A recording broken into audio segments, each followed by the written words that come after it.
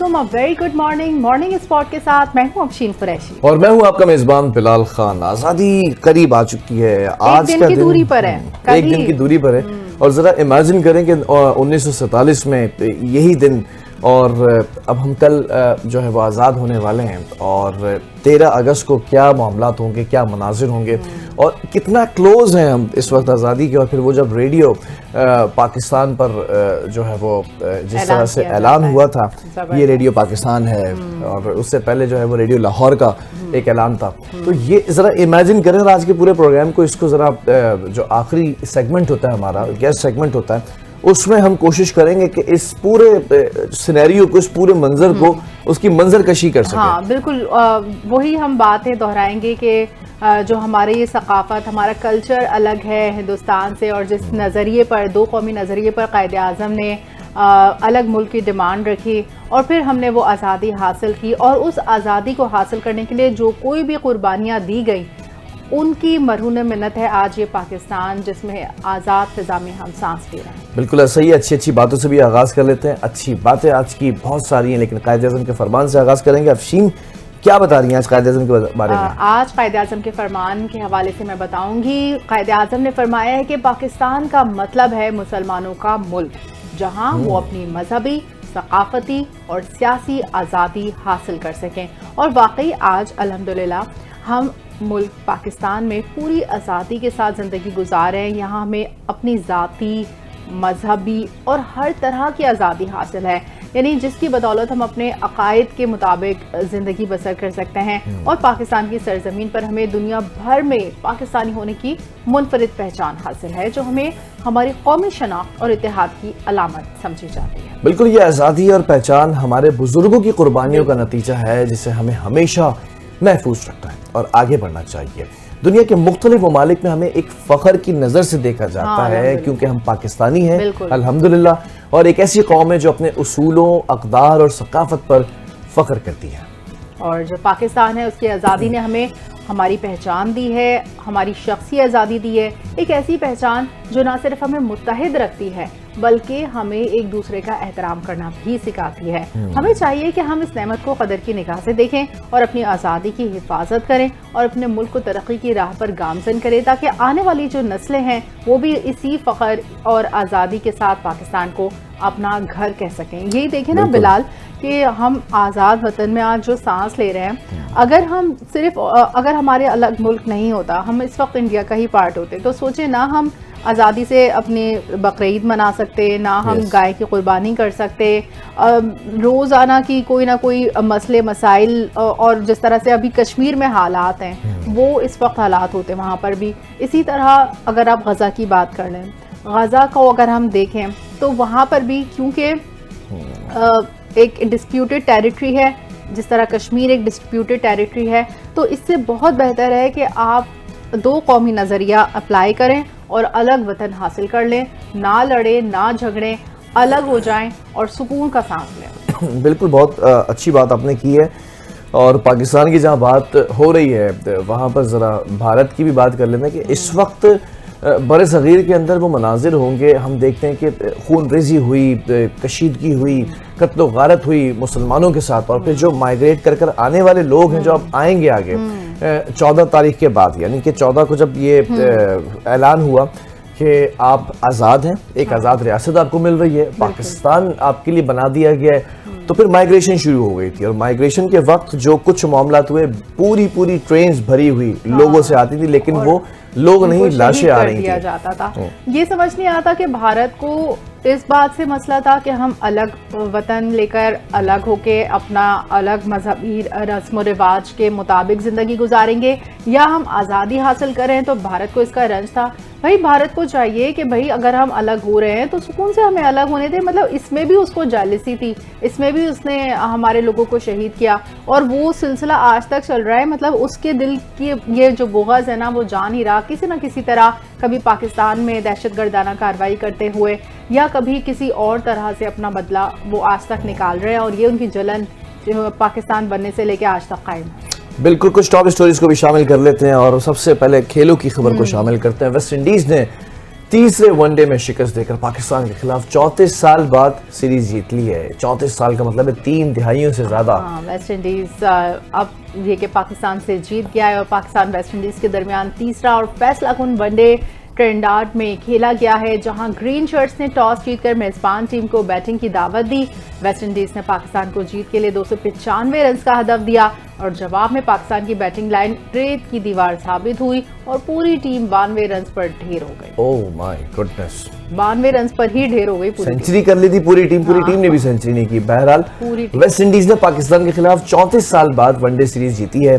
पाकिस्तान के खिलाफ West Indies ने मुकर्ररा 50 ओवर्स में 6 विकेट के नुकसान पर 294 रन बनाए। कप्तान जो शाही हॉप है उन्होंने 94 गेंदों पर 120, जबकि जस्टिन ग्रेव्स ने भी 24 गेंदों पर 43 रन बनाकर नॉट आउट रहने का एजाज हासिल किया है। और एवन लुइस ने भी 37 और रोस्टन चेज ने भी 36 रन की इनिंग्स खेली है। बड़ा गुड मैच। और पाकिस्तान की जानिब से अगर बात करें तो नसीम शाह हैं, जिन्होंने 10 ओवर्स में 72 रन के एवज सिर्फ 2 विकेटें हासिल की हैं। और अबरार अहमद का भी बता देते हैं। अबरार अहमद ने भी 34 रन देकर 2 खिलाड़ियों को आउट किया, जबकि मोहम्मद नवाज और साइम अयूब ने भी 1 विकेट ली है। और वेस्ट इंडीज के 295 रन के हदफ के जवाब में पाकिस्तान की batting line West Indian bowler का खुलकर सामना भी ना कर सकी। पूरी टीम 30वें ही ओवर में सिर्फ 92 रन पर ढेर हो गई। यानी पाकिस्तानी बैटर जो है साइम अयूब, अब्दुल्ला शफीक, मोहम्मद रिजवान, हसन अली और अबरार अहमद 0 पर ही आउट हो गए। मतलब इतने सारे खिलाड़ी 0 पर आउट। और सलमान अली आगा खेलने का, हाँ, सलमान अली आगा जो है वो हार्डली 30 रन स्कोर कर सके। हसन नवाज 13, मतलब नंबर्स देखे। और बाबर आजम जैसे बाबर आजम ये 9 रन बना सके, जबकि मोहम्मद नवाज 23 रन बनाकर नॉट आउट रहे।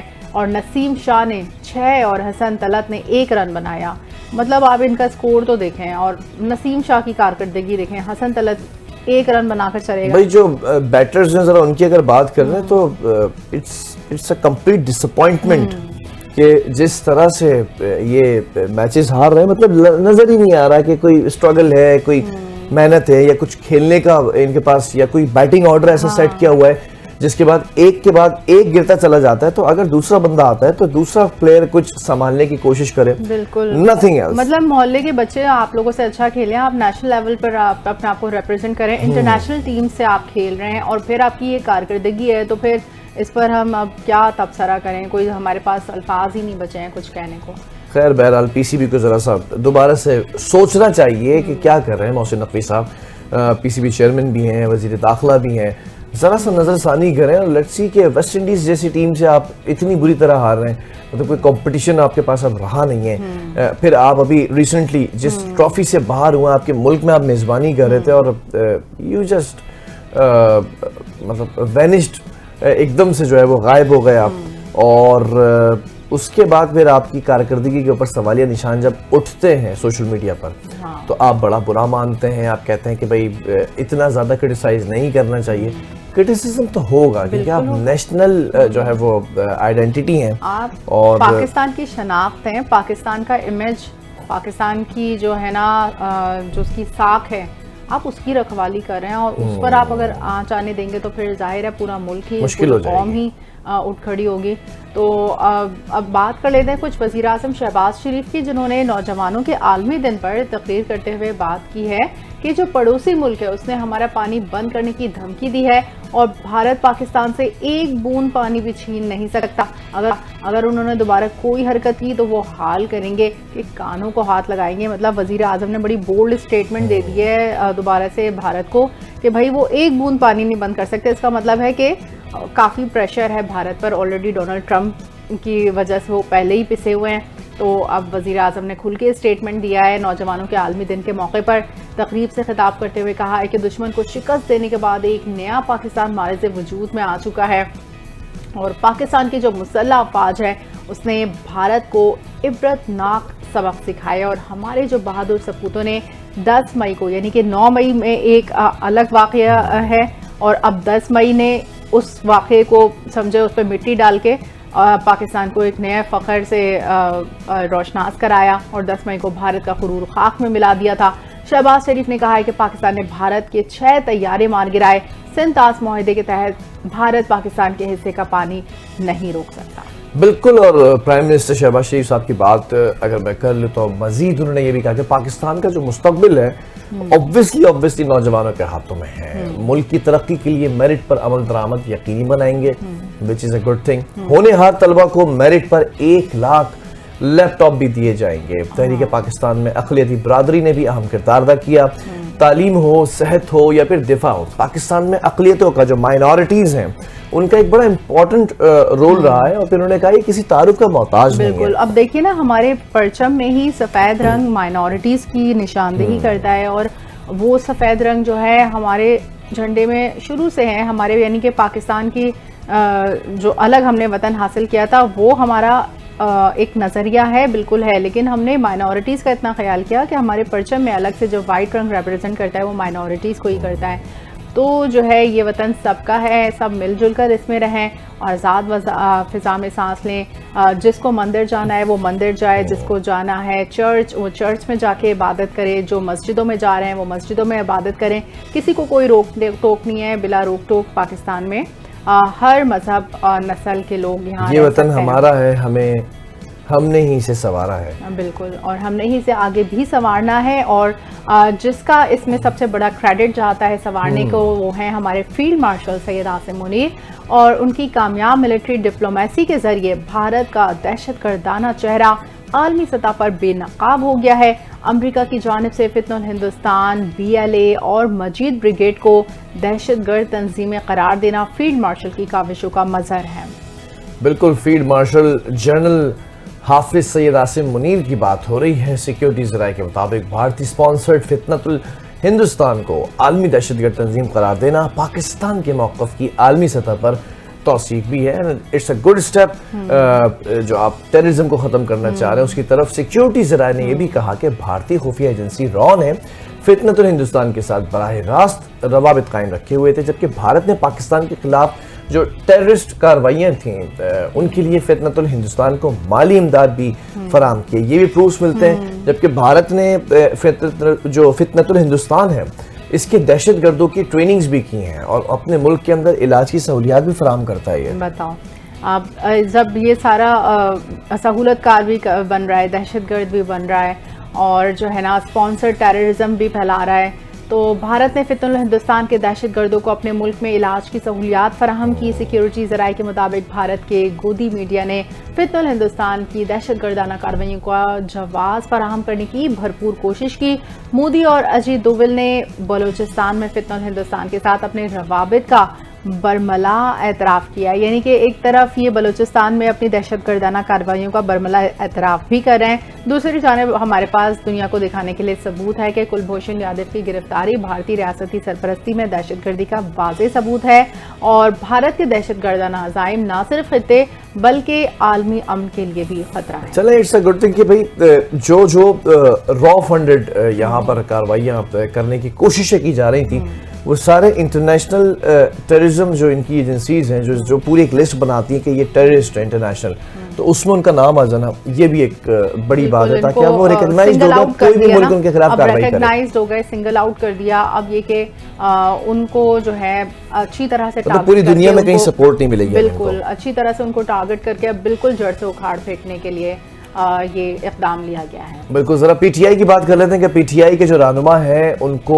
सज़ा होने पर कौन से जो है वो लोगों का सपोर्ट हासिल है और कौन कौन लोग निकले हैं जो PTI के रहनुमाओं को सजाएं हुई हैं, तो फिर मतलब कौन आया सड़कों पर। सेनेटर इरफान सिद्दीकी का तहरीक इंसाफ के रहनुमाओं को कहना था कि आपके लीडर को सजा हुई, आप एहतजाज तहजीब के दायरे में रहकर करें, हमने तो 9 मई नहीं किया, आपने कोयटा छावनी से चकदरा छावनी तक जो है वो 250 मुकामात पर हमले भी किए। It's a big number. हाँ, और कल तक कहते थे गुलामी नामंजूर, आज कहते हैं आज़ादी नामंजूर। रहनुमा मुस्लिम लीग नून का मजीद कहना था कि एक जुमला उन्होंने मार्के हक पर नहीं कहा। अच्छा, आपने PTI की तरफ से कोई स्टेटमेंट सुना मार्के हक पर? और अभी 14 अगस्त से रिलेटेड कोई भी बहुत ही अपने मुल्क के लिए कुछ कहा उन्होंने? मार्के हक पर जो हमने फतह हासिल की उसके लिए हमारी फ़ौज को, हमारी कौम को शाबाशी दी हो, कोई अप्रिशिएटिव स्टेटमेंट? तो कौन सी आवाम निकली है बाहर आप लोगों को सज़ा होने पर? हमारे को लीग बोली कि उन पर आवाज़ें कसी जाएं, ये जमहूरियत नहीं है। तो ये स्टेटमेंट थी इनकी आगे बढ़े और चेयरमैन पीपल्स पार्टी बिलावल भुट्टो की बात करें तो उन्होंने हुकूमत से नया नेशनल फाइनेंस कमीशन अवार्ड जारी करने का मुतालबा कर दिया। अच्छा, बिलावल भुट्टो ने हुकूमत से कहा है कि एक नेशनल फाइनेंस कमीशन अवार्ड जारी करें। और हैदराबाद में मीडिया से गुफ्तगू करते हुए बिलावल भुट्टो ने कहा है कि पहली बार हैदराबाद को तेज़ी से तरक्की करते देख रहा हूँ। अच्छा, अभी कुछ ही अर्से पहले हैदराबाद जो काफ़ी डूबा हुआ था पानी में, बारिश के पानी में, लेकिन अचानक से अब हैदराबाद ने तरक्की कर ली है और उसको तेज़ी से तरक्की करते देखा जा रहा है और रिंग रोड समेत मुख्तलिफ मंसूबे वहाँ पर जारी हैं, जबकि हैदराबाद में एयरपोर्ट भी होना चाहिए। वैसे तो हैदराबाद से कराची का इतना डिस्टेंस नहीं बनता और एयरपोर्ट यही काफ़ी है, लेकिन फिर भी अगर बिलावल भुट्टो ने सजेस्ट किया है तो उन्होंने कहा है कि मैं वज़ीर आज़म को कहूँगा कि ये तोहफ़ा हैदराबाद को दें। उन्होंने कहा कि 27वीं तरमीम हवाई बात है, आप ही से सुन रहा हूँ। बिल्कुल, बिलावल भुट्टो ज़रदारी हैं तो और बहुत सारी चीज़ें हैं जो सामने लेकर आनी है, बात करनी, लेकिन ये जो फाइनेंस अवार्ड की बात की है, it's a very good initiative. और उन्होंने ये भी कहा कि जो हुकूमत की जानिब से अब तक हमसे 27वीं तरमीम के लिए राब्ता नहीं किया गया, ये एक बड़ी सरप्राइजिंग एलिमेंट है। चेयरमैन होने जा रही है ना, वो जो लास्ट अमेंडमेंट हुई थी उसके बाद उन्होंने कहा था एक और अमेंडमेंट करनी है। चेयरमैन पीपल्स पार्टी बिलावल भुट्टो ज़रदारी ने वफाकी हुकूमत से भी फौरी तौर पर, ये एक बड़ी खबर है भाई कि नेशनल फाइनेंस कमेटी जो कमीशन है NFC, नेशनल फाइनेंस कमीशन, उसका इजलास बुलाकर नया NFC अवार्ड जारी करने का मुतालबा किया है और ये भी कह दिया कि हमें भाई सूबाई हुकूमतों को जिम्मेदारियां दिलवा दें, लेकिन NFC जो अवार्ड है वही है। ये NFC अवार्ड बेसिकली होता क्या है? लेट मी टेल यू और elaborate you one thing. NFC award होता है, ये आपको एक फंड दिया जाता है, आपका एक हिस्सा बनता है वफाक से सूबों का, कोई ना कोई, जब वफाक, अब सूबे खुद मुख्तार है, 18वीं तरमीम के बाद प्रोविंशियल सोवरेनिटी है, सूबे खुद जनरेट करते हैं, खुद टैक्स कलेक्ट करते हैं और फिर उसके बाद फिर सैलरीज भी उसमें से जाती हैं, हुकूमत की ब्यूरोक्रेसी में भी जाती हैं, डेवलपमेंट फंड्स भी जाते हैं, बजट भी उसी में से बनता है। लेकिन एक हिस्सा वफाक भी हर सूबे को देता है उसकी आबादी के हिसाब से, that is called NFC fund. लेकिन when it comes to provincial state के ऊपर, तो सूबाई सतह पर आता है PFC फंड, जो प्रोविंशियल से रिलेटेड होता है। ये कहाँ जाता है? सूबों से निकल के शहरों में जाता है। जो कराची की KMC को मिलना चाहिए PFC फंड, वो सिंध हुकूमत नहीं अदा कर रही है। सिंध हुकूमत को जो फंड मिलना चाहिए NFC, वो वफाकी हुकूमत नहीं कर रही है। वफाकी हुकूमत को जो मिलना चाहिए वो उनको जनरेट नहीं हो रहा है। तो आवे का हवा बिगड़ा हुआ बेसिकली है, ये चक्कर है भैया। तो भाई NFC अवार्ड की जो बात की जा रही है वो बस अभी हवाओं में ही की जा रही है, बाकी 27वीं तरमीम की भी बात की है। मरियम नवाज की बात करेंगे। आगे बढ़े हैं और वज़ीर आला पंजाब मरियम नवाज ने कहा है कि 100 इलेक्ट्रिक बसें आज रात तक चीन से पाकिस्तान के लिए रवाना हो जाएंगी। और समाजी राब्ते की वेबसाइट एक्स पर अपने पैगाम में वज़ीर आला पंजाब मरियम नवाज ने कहा है कि चीन के यांटाई बंदरगाह पर 100 मजीद इलेक्ट्रिक बसों का बेड़ा लोड किया जा रहा है। ये बहुत अच्छी खुशाइंद खबर है कि 100 इलेक्ट्रिक पंजाब के उन अजला में चलेंगी। बताता तो चलूं मैं आपको कि जहां पहले पब्लिक ट्रांसपोर्ट का बाकायदा निजाम मौजूद नहीं था, अब अचानक से वो बसेस, इलेक्ट्रिक बसेस चलेंगी, जिनमें मियाँ वाली है, ओकाड़ा है, ननकाना साहब है, मुजफ्फरगढ़ है, विहाड़ी है, पाकपतन है, डेरा गाजी खान भी शामिल। हाँ, अच्छा, ये बहुत अच्छी खुशाइंद खबर है कि सिर्फ लाहौर या मेन जगहों पर नहीं ये इलेक्ट्रिक बसें जा रही हैं, बल्कि ये इलेक्ट्रिक बसेस ओकाड़ा, मुजफ्फरगढ़, जहाँ पर बहुत ही मतलब पता नहीं क्या थर्ड क्लास वहाँ का ट्रांसपोर्ट सिस्टम होगा, लेकिन वहाँ पर अगर ये बसेस जा रही हैं तो उनकी आवाम के लिए ये बहुत बड़ा ब्रेथ ऑफ फ्रेश एयर है, बहुत अच्छी खुशी की बात है। मरियम नवाज का ये बहुत अच्छा इनिशिएटिव है कि वहाँ पर भी उन्होंने इलेक्ट्रिक बसेस पहुँचाई, वहाँ पर भी उन्होंने कहा है कि सर्विस का किराया सिर्फ 20 रुपए मुकर्रर किया गया, मतलब आसानी भी की गई है उनके लिए। ये नहीं कि उनके लिए इलेक्ट्रिक बसें लाएं तो एकदम से किराया 100 बढ़ा दिया। तो और इन जदीद माहौल बसेस में एयर कंडीशन भी होगा, यानी कि उनको एयर कंडीशन की सहूलियात होंगी और साथ में वाईफाई की सहूलत भी मौजूद होगी। अच्छा, मैंने कभी देखा नहीं है कि वाईफाई बसेस में ऑपरेशनल हो, लेकिन ये कि कहा है तो भाई होगा। जिंदगी में वाइफ होना, वाईफाई होना बहुत जरूरी है ना। हाँ, लेकिन ये कि भाई इतना तो है कि एयर कंडीशन बसेस आ जाएंगी, इलेक्ट्रिक बसेस आ जाएंगी, माहौल दोस्त बसेस आ जाएंगी और ये तमाम बसेस उन इलाकों तक के जाएंगी, उन दही इलाकों में भी जाएंगी जहाँ पर ट्रांसपोर्ट का निजाम बहुत नाकारा है। अच्छा अफशीन, एक बात बताएं, बच्चे संभाले कभी आपने? हाँ, मेरे नेफ्यूज है ना। नेफ्यूज है, सवाल तो एक तो कैसा लगता है खाला बनके? ओह माय गॉड, खाला भी तो अम्मी होती है ना, दूसरी अम्मी होती है। अभी जैसे मैं सुबह उठ के नाश्ता कर रही थी बच्चों के साथ, तो वो बच्चों से सिर्फ बातें करके और गपशप और उनके साथ बस वो तफरीह ना, आपके चेहरे में मुस्कुराहट रहती है, वही चीज जो है ना आपको बच्चा बना देती है। लेकिन मैं आपको एक बात बताऊं, कभी कभी बच्चे संभालना बड़ा मुश्किल बन जाता है, क्योंकि छोटे बच्चों को जब वो स्पेशली रो रहे हो भाई, तो भाई चली जाए कहीं तो खामोश करवाना वाकई एक बड़ा काम है। इसलिए मर्द हजरात इस काम से अक्सर बचने की कोशिश करते हैं। भाई ये अम्माओं का ही काम होता है, ये औरतों का ही काम अच्छा, होता ऐसा क्यों है कि जो मर्द हजरात हैं, जैसे मेरा भाई भी है, वो बहुत ज्यादा ना इरिटेट हो जाते हैं बच्चों के रोने पर। तो ये चीज अल्लाह का शुक्र है खवातीन में ये हिस्सा है कि वो बच्चों को संभाल लेती हैं प्यार से। अब आज जो खबर हम आपको सुनाने लगे उसे सुनकर आपके चेहरे पर भी मुस्कुराहट आ जाएगी। जनूबी अफ्रीका के रिजर्व जो इस वक्त वहाँ पर वाइल्ड लाइफ एक पूरे जंगल है और पूरी एक वाइल्ड लाइफ है, तो फोटोग्राफर जैक्स बरियाम ने एक ऐसी वीडियो बनाई है जो आपको हंसने पर मजबूर कर देगी। वीडियो में एक शेर अपनी शान और शौकत के साथ जंगल में आराम से बैठा होता है कि अचानक से शेरनी अपने नन्हे बच्चों के साथ आ जाती है। जैसे ही वो करीब पहुंचती है तो शेर फौरन वहां से भाग जाता है, बिल्कुल ऐसे जैसे कह रहा हो आज नहीं जो है वो आज बच्चे वाले काम नहीं करूंगा, कल कर लूंगा। और उसके आराम में मुखिल हो गई उनकी शेरनी साहिबा और वो अपने बच्चों समेत आ गई। तो वो शेर अपना वो तन्हाई एंजॉय कर रहा था, वो अपना मी टाइम एंजॉय कर रहा था शेर। और जहाँ देखा उसने उसकी बीवी और बच्चे आ गए तो उसने कहा यार ये क्या, मैं अभी थोड़ा सा अपना मी टाइम एंजॉय कर रहा हूँ, तो ये उसने फिर इंटरप्ट कर दिया। तो वो इस वक्त बच्चों को संभालने के मूड में नजर नहीं आ रहा। शेर जिस तरह अपनी जान बचाकर भागा उसे देखकर ये वाकई मजा आ गया कि शेर भी बच्चे संभालने से बेजार हो गया है। अगर आप बच्चे नहीं पालते तो आप भी शेर। अच्छा, ये बहुत अच्छा ये सही है, आदमियों को शेर कह दो वो खुश हो जाएंगे। ये काम बहुत मुश्किल लग रहा है, ऑब्वियसली लगता है। सोशल मीडिया पर इस वायरल वीडियो पर दिलचस्प तबसरे कर रहे हैं। हकीकत ये है कि ये वीडियो सिर्फ एक शेर की हरकत को नहीं दिखाती बल्कि वो इंसानी रवैये की भी अक्कासी करती है। मतलब ये हर जगह रवैया कॉमन है जिन्हें हम अक्सर छुपाने की कोशिश करते हैं। तो कहीं तमाम कभी कभी हम भी यही सोचते हैं कि आज नहीं कल या अभी नहीं, क्या आपने कभी शेर की तरह रास्ता तब्दील किया है और बच्चे संभालने के डर से भागकर घर से बाहर निकले? तो आप वाकई शेर हैं और आप जंगल के शेर नहीं हैं। मतलब आप देखिए ये साइकी इंसानों में भी और जानवरों में भी है, तो आप इस चीज से जो है ना मुबर्रा नहीं है, ये हर जगह। तमाम शेरों को और शेरनियों को बता दें कि एक छोटे से ब्रेक की तरफ जा रहे हैं। कमर्शियल ब्रेक से जब वापस आएंगे तो वो पाकिस्तान के शेर जिन्होंने पाकिस्तान की आजादी के अंदर अपना किरदार अदा किया था, उन शेरों का तस्करा भी करेंगे। Stay with us.